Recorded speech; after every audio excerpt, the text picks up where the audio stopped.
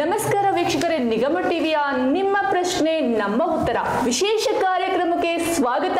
ನಾನು ವಿನುತಾ HL. ವೀಕ್ಷಕರೇ, ನಿಮ್ಮ ಪ್ರಶ್ನೆ ನಮ್ಮ ಉತ್ತರ ವಿಶೇಷ ಕಾರ್ಯಕ್ರಮದಲ್ಲಿ ಇಂದಿನ ಮುಖ್ಯ ಅತಿಥಿಯಾಗಿ KSRTC ನೌಕರ ಕೂಟದ ಅಧ್ಯಕ್ಷರಾಗಿರುವಂತಹ ಚಂದ್ರಶೇಖರ್ ಸರ್ ಇದ್ದಾರೆ. ಬನ್ನಿ ಅವರನ್ನ ಕಾರ್ಯಕ್ರಮಕ್ಕೆ ವೆಲ್ಕಮ್ ಮಾಡೋಣ. ಸರ್, ನಿಗಮ ಟಿವಿಯ ನಿಮ್ಮ ಪ್ರಶ್ನೆ ನಮ್ಮ ಉತ್ತರ ವಿಶೇಷ ಕಾರ್ಯಕ್ರಮಕ್ಕೆ ನಿಮಗೆ ಪ್ರೀತಿಯ ಸ್ವಾಗತ. Thank you.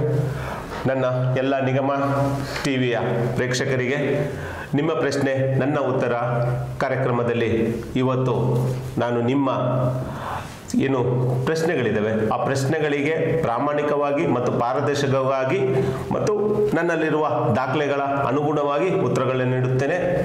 ವೀಕ್ಷಕರು, ಇವತ್ತಿನ ಕಾರ್ಯಕ್ರಮದಲ್ಲಿ ಕೆಲವೊಂದಷ್ಟು ಪ್ರಶ್ನೆಗಳನ್ನ ನಾನು ಇಲ್ಲಿ ಹೆಸರನ್ನ ತೆಗೆದುಕೊಂಡಿದ್ದೀನಿ. ಹಾಗೆ ಕೆಲವೊಂದಷ್ಟು ಜನರು ರಿಪೀಟ್ ಕ್ವಶನ್ ಅನ್ನ ಕೇಳಿರುವಂಥದ್ದು, ಅವುಗಳನ್ನ ಬಿಟ್ಟು ಹೊರತಾಗಿ ಎಲ್ಲ ಪ್ರಶ್ನೆಗಳಿಗೆ ಉತ್ತರಿಸುವಂತ ಪ್ರಯತ್ನ ನಮ್ದಾಗಿರುತ್ತೆ. ಎಸ್ ವೀಕ್ಷಕರೇ, ಮೊದಲನೇ ಪ್ರಶ್ನೆಯನ್ನ ಶುರು ಮಾಡೋಣ. ಸರ್, ಜಗದೀಶ್ ಅಲಿಯಾಸ್ ಕುದುರೆ ಜಗದೀಶ್ ಅನ್ನುವಂಥವ್ರು ಡಿಪೋ 31ರಿಂದ ಕೇಳಿರುವಂತ ಪ್ರಶ್ನೆ ಇದಾಗಿದೆ.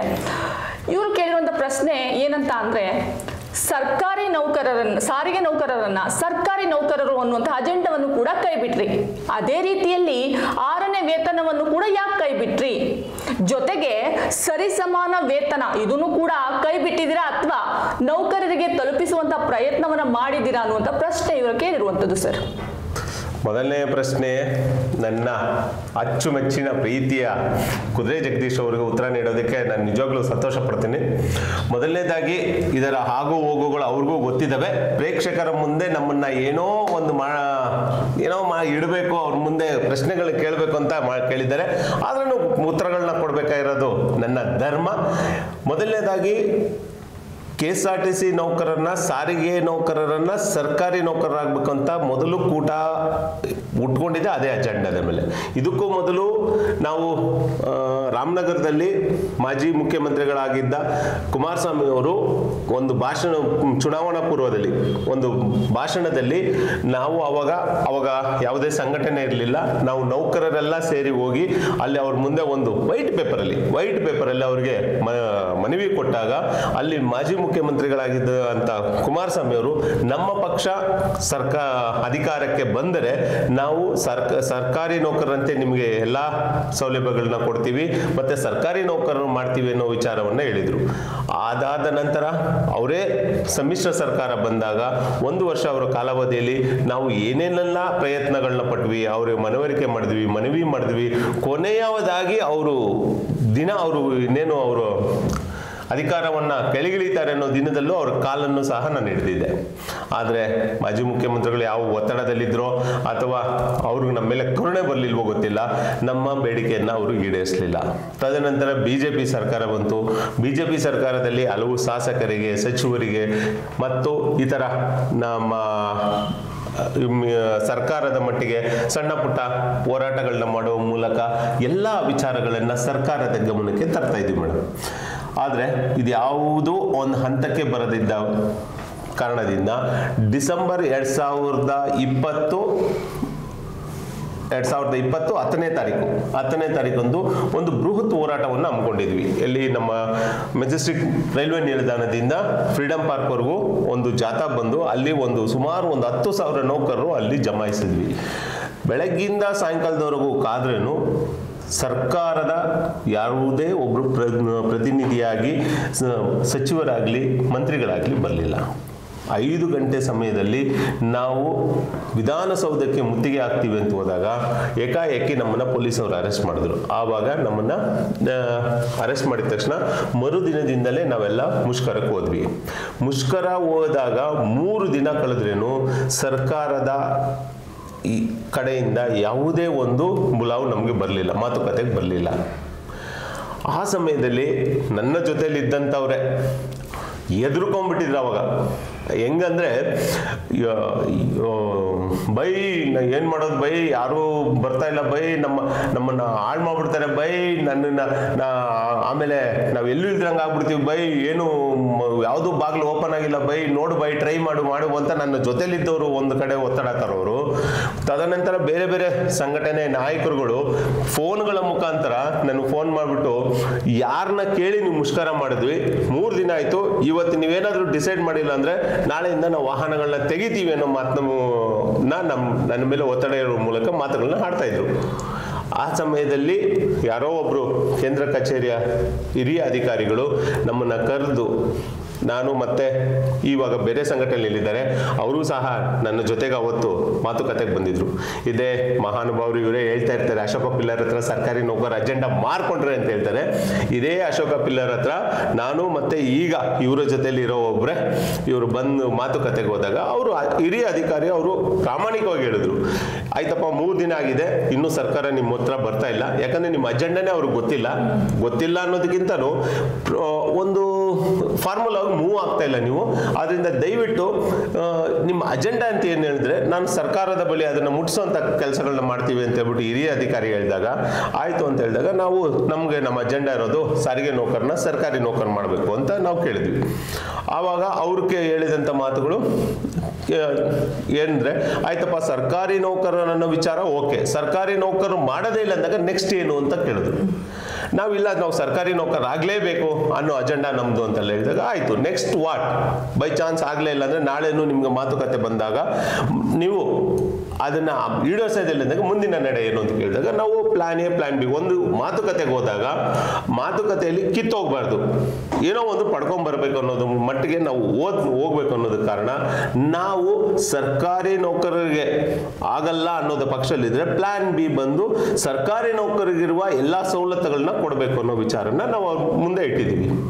ಇವತ್ತು ನಿಮ್ ಮುಂದೆ ಹೇಳ್ತಾ ಇರೋದು ನಾನು ಪ್ರಾಮಾಣಿಕವಾಗಿ ಅಲ್ಲಿ ಏನ್ ನಡೀತೋ ಅಷ್ಟನ್ನು ಮಾತ್ರ ಹೇಳ್ತಾ ಇರೋದು. ಇಲ್ಲಿ ಊಹಾಪೋಹನೋ ಭಯದ ವಾತಾವರಣದಲ್ಲೋ ನಾನು ಏನು ನಡೆದಿಲ್ಲ. ಅವತ್ತು ನಾನು ಯಾರಿಗೂ ಎದುರ್ಕೊಂಡು ಇಲ್ಲ, ಯಾವ ಆಮಿಷಕ್ಕೂ ಒಳಗಾಗಿಲ್ಲ. ಆವತ್ತು ನಡೆದಂತ ವಿಚಾರಗಳು ಇಷ್ಟು ಸರಿ ಅಂತ ಹೇಳ್ಬಿಟ್ಟು ಮಾನ್ಯ ದಿನಕ್ಕೆ ನಾವು BMTC ಅಧ್ಯಕ್ಷರಾಗ ಒಂದು ಸಭೆಗೆ ಹೋದ್ವಿ.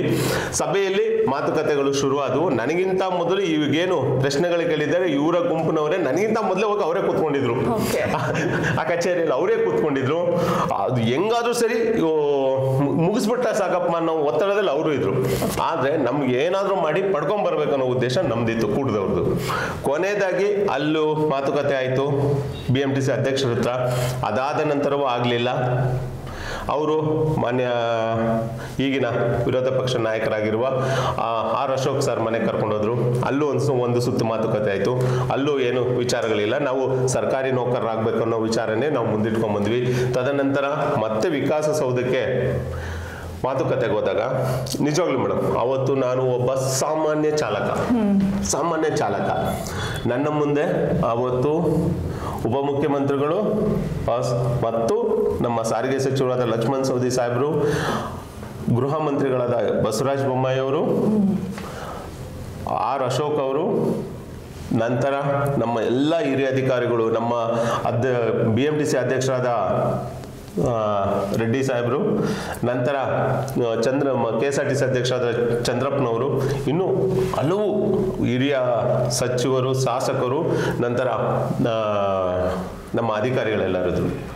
ನಾವು ಸರ್ಕಾರಿ ನೌಕರ ಆಗ್ಲೇಬೇಕು, ಸರ್ಕಾರಿ ನೌಕರರ ಅಜೆಂಡಾವನ್ನ ಕೈ ಬಿಡೋದೇ ಇಲ್ಲ ಅಂದಾಗ ಅಲ್ಲಿ ಸುಮಾರು ಹೊತ್ತು ಮಾತುಕತೆ ಎಲ್ಲ ನಡೆದ ಮೇಲೆ ಯಾವುದೇ ಕಾರಣಕ್ಕೂ ಸರ್ಕಾರಿ ನೌಕರರು ಮಾಡಕ್ಕೆ ಸಾಧ್ಯನೇ ಇಲ್ಲ ಅಂದ ಟೈಮಲ್ಲಿ ನಾವು ಯಾವತ್ತೇ ಆಗ್ಲಿ ಇಲ್ಲಿ ಎಲ್ಲ ಆಗೋ ಗೆದ್ದಾಗ ಆಡಕ್ ಬಂದೆ, ಸೋತಾಗ ನೋಡಕ್ ಬಂದೆ ಅನ್ನೋ ಏನು ನನ್ನ ಜೊತೆಲಿದ್ದಾರೆ ಇವರೆಲ್ಲ ಆ ಟೈಮಲ್ಲಿ ಮೊದಲೇ ಪ್ಲಾನ್ ಮಾಡ್ಕೊಂಡಿದ್ವಿ. ನಮ್ದೊಂದು ಟೀಮ್ ತರ ನಾವು ಕೂತ್ಕೊಂಡು ಚರ್ಚೆ ಮಾಡ್ತಾ ಇದ್ವಿ.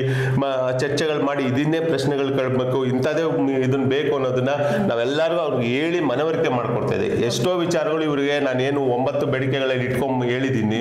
ಅದ್ರ HRMS ಸಿಸ್ಟಮ್ ಇದ್ರ ಬಗ್ಗೆ ಇವ್ರಿಗೆ ಗೊತ್ತಿಲ್ದಿರೋದ್ರೂ ಇವರಿಗೆ ಮನವರಿಕೆ ಮಾಡ್ಕೊಟ್ಟಿದ್ದೆ. ಏನೇನ್ ಕೇಳಬೇಕು ಎಲ್ಲದನ್ನು ಅವ್ರಿಗೆ HRMS ಅಂದ್ರೆ ಏನು, NINC ಯಾವ ರೀತಿಯಲ್ಲಿ ಕೇಳಬೇಕು ಎಲ್ಲದನ್ನು, ಮೆಡಿಕಲ್ ಸ್ಕೀಮು ಎಲ್ಲ 9 ಬೇಡಿಕೆಗಳಿಗೆ ಅದು ಒಂದೊಂದು ಅವ್ರಿಗೆ ವಿವರಣೆ ಕೊಟ್ಟು ಅವ್ರಿಗೆ ಒಪ್ಪಿಸಿ ಕರ್ಕೊಂಡು ಹೋಗಿದೆ. ಸೊ ಅದಾದ ನಂತರ ಅಲ್ಲಿ ಹೋಗಿ ಕೂತ್ಕೊಂಡು ಚರ್ಚೆ ಪ್ರಾರಂಭ ಆದಾಗ ಸರ್ಕಾರಿ ನೌಕರ ಆಗೋದೇ ಇಲ್ಲ ಅಂತ ಒಂದು ವಿಚಾರ ಬಂದಾಗ ವಿಧಿ ಇಲ್ಲದೆ ನಾವು ಪ್ಲಾನ್ ಬಿ ಬಂದ್ವಿ. ಅದು ಇಲ್ಲಿ ನಾವು ಯಾರು ಮಾತುಕತೆಗೆ ಹೋಗಿದ್ವಿ ಅವರೆಲ್ಲರ ಒಮ್ಮತದಲ್ಲೇ ಅದು ನಡೆದಂತ ಚರ್ಚೆ, ಸಭೆಯಲ್ಲಿ ನಡೆದು ತಗೊಂಡೋಗುವಂತ ವಿಚಾರ. ಸರ್ಕಾರಿ ನೌಕರರಿಲ್ಲ, ಸರ್ಕಾರಿ ನೌಕರಿಗೆ ಸವಲತ್ತುಗಳೆಲ್ಲ ಬೇಕು ಅಂದ್ವಿ. ಅದರಲ್ಲಿ 9 ಬೇಡಿಕೆಗಳಲ್ಲಿ ಒಂದು ಬೇಡಿಕೆ ಬಂದು ಆ ಸಮಯದಲ್ಲಿ ಸರ್ಕಾರಿ ನೌಕರಿಗಿದ್ದು 6ನೇ ವೇತನ ಆಯೋಗ ಮೇಡಮ್. ಆ ಸಮಯದಲ್ಲಿ ಇದ್ದದ್ದು 6ನೇ ವೇತನ ಆಯೋಗದಿಂದ ನಾವು ಆ ಸಮಯದಲ್ಲಿ ಸರ್ಕಾರಿ ನೌಕರನ್ನ ಬಿಟ್ಟು ಸರ್ಕಾರಿ ನೌಕರರಿಗೆ ಎಲ್ಲಾ ಸವಲತ್ತುಗಳು ಒಳಗೊಂಡಂತೆ 6ನೇ ವೇತನ ಆಯೋಗವನ್ನ ಜಾರಿಗೊಳಿಸಬೇಕು ಅಂತ ಕೇಳಿದ್ವಿ. ಆ ಸಮಯದಲ್ಲಿ ಇದ್ದಂಥದ್ದು ಸರ್ಕಾರಿ ನೌಕರಿಗೆ 6ನೇ ವೇತನ ಆಯೋಗ ಮೇಡಮ್. ಸೊ ಆ ಟೈಮಲ್ಲಿ ಇದ್ದಿದ್ದಂತ ನಾನು 6ನೇ ವೇತನ ಆಯೋಗ ಕೇಳಿದ್ದೀನಿ. ತದನಂತರ ಸರ್ಕಾರ ಸಾರಿಗೆ ನೌಕರರಿಗೆ ಅವರ ಬೇಡಿಕೆಯನ್ನು ಈಡೇರಿಸಿದ ಮುಷ್ಕರವನ್ನು ಮಾಡಿ ಎಲ್ಲ ಆಗಿತ್ತು. ತದನಂತರ ಸರ್ಕಾರಿ ನೌಕರರಿಗೆ ಅವರ ಅಧಿಕಾರಾವಧಿ ಮುಗಿಯುವ ಸಮಯದಲ್ಲಿ ಅವರಿಗೆ 6ನೇ ವೇತನದ ಆಯೋಗಕ್ಕೆ ಜೊತೆಗೆ 17% ಮಧ್ಯಂತರ ಪರಿಹಾರನ ಕೊಟ್ಟು 7ನೇ ವೇತನ ಆಯೋಗನ ಜಾರಿಗೆ ತಂದಿದ್ರು. ಸೊ ಅವರು 6ನೇ ವೇತನ ಜಂಪ್ ಮುಗಿದು 17% ಮಧ್ಯಂತರ ತಗೊಂಡಿದ್ರು. ಮತ್ತೆ ಈ ಕಡೆ 7ನೇ ವೇತನ ಆಯೋಗ ಜಾರಿಗೆ ಬಂದಿರಲಿಲ್ಲ. ಸೊ ನಾವು 6ನೇ ವೇತನ ಆಯೋಗ ತಗೊಂಡ್ರೆ ಹಳೇದ್ ಕೇಳ್ದಂಗ ಆಗುತ್ತೆ, ಮತ್ತೆ ಹೊಸದ್ ಕೇಳ್ಬೇಕಂದ್ರೆ ಇನ್ನು ಜಾರಿಗೆ ಬಂದಿಲ್ವಲ್ಲ. ಸೊ ಆ ನಿಟ್ಟಿನಲ್ಲಿ ನಾವು ಕೇಳಿದ್ದು ಸರಿಸಮಾನ ವೇತನ ಅಂತ. ಸರಿಸಮಾನ ವೇತನ ಯಾರಿಗೆ ಸರಿಸಮಾನ ವೇತನ? ಸರ್ಕಾರಿ ನೌಕರರಿಗೆ ಸರಿಸಮಾನ ವೇತನ ಅಂತ ಕೇಳಿದ್ದು. ಸೊ ಅದು ಈಗ 7ನೇ ವೇತನ ಜಾರಿಯಾಗಿದೆ. ಸರ್ಕಾರ ಇದು ಕಾಂಗ್ರೆಸ್ ಪಕ್ಷದ ಚುನಾವಣೆಯಲ್ಲೂ ಸಹ ಸರಿಸಮಾನ ಅಂತ ಕೇಳಿದ್ವಿ. ಯಾಕಂದ್ರೆ ಸರ್ಕಾರದ ಏನು ಕಾಂಗ್ರೆಸ್ ಪಕ್ಷ ಸರ್ಕಾರಕ್ಕೆ ಬರೋಕ್ ಮೊದಲು 7ನೇ ವೇತನ ಆಯೋಗ ಜಾರಿ ಆಗಿರ್ಲಿಲ್ಲ. 7ನೇ ವೇತನ ಆಯೋಗ ಜಾರಿ ಆಗದಿರ್ಬೇಕಾದ್ರೆ ನಾನು ಪ್ರಣಾಳಿಕೆಯಲ್ಲಿ ಹಾಕ್ಸ್ಬೇಕಾದ್ರೆ ಸರಿಸಮಾನ ವೇತನ ಅಂತ ಹಾಕ್ಸ್ಕೋಬೇಕಾಗಿತ್ತು. ಈಗ 7ನೇ ವೇತನ ಜಾರಿ ಬಂದಿದೆ. ಈಗ 7ನೇ ವೇತನ ಆಯೋಗ ಕೊಡಿ ಅಂತ ಕೇಳ್ತಾ ಇದೀವಿ, ಬ್ರಾಕೆಟ್ ಅಲ್ಲಿ ಕೇಳ್ತಾ ಇದೀವಿ. ಅದ್ರ ಪ್ರಣಾಳಿಕೆಯಲ್ಲಿ ಕೊಟ್ಟಿದ್ದು ಸರಿಸಮಾನ ವೇತನದ ಸರಿಸಮಾನವನ್ನು ಬೇಡಿಕೆ ಜೊತೆಗೆ ಈಗ 7ನೇ ವೇತನ ಆಯೋಗ ಜಾರಿಗೆ ಬಂದಿದೆ. ಅವ್ರಿಗೆ 2023ರಿಂದ ಅವ್ರಿಗೆ 24ರಿಂದ ಅವ್ರಿಗೆ ಜಾರಿಗೆ ಬಂದಿದ್ದರಿಂದ 7ನೇ ವೇತನ ಜಾರಿಯಾಗಿದೆ. ಸೊ ಸರಿಸಮಾನ ವೇತನ ಪ್ರಣಾಳಿಕೆಯಲ್ಲಿ ಕೊಟ್ಟಂಗೆ ಹಾಕಿ ಬ್ರಾಕೆಟ್ ಅಲ್ಲಿ 7ನೇ ವೇತನ ಆಯೋಗ ಅಂತ ಕೇಳ್ತೀವಿ.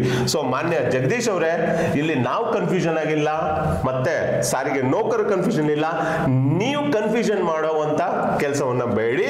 ಸೊ ನನ್ನ ಏನು ಅಜೆಂಡಾ ಇದೆ, ಅಜೆಂಡಾದಂತೆ ಸಾರಿಗೆ ನೌಕರರಿಗೆ ಸರಿಸಮಾನ ವೇತನ ಅಂದ್ರೆ ಪ್ರಸ್ತುತ ಸರ್ಕಾರಿ ನೌಕರರು ಪಡೆಯುತ್ತಿರುವ 7ನೇ ವೇತನ ಆಯೋಗ ಕಣಪ್ಪ. ಎಸ್ ಜಗದೀಶ್ ಅವರೇ, ನಿಮ್ಮ ಪ್ರಶ್ನೆಗೆ ಉತ್ತರ ದೊರಕಿದೆ ಅನ್ನುವಂತ ನಿಟ್ಟಿನಲ್ಲಿ ನಾವು ಮುಂದಿನ ಪ್ರಶ್ನೆಗೆ ಹೋಗ್ತಾ ಇದ್ದೀನಿ.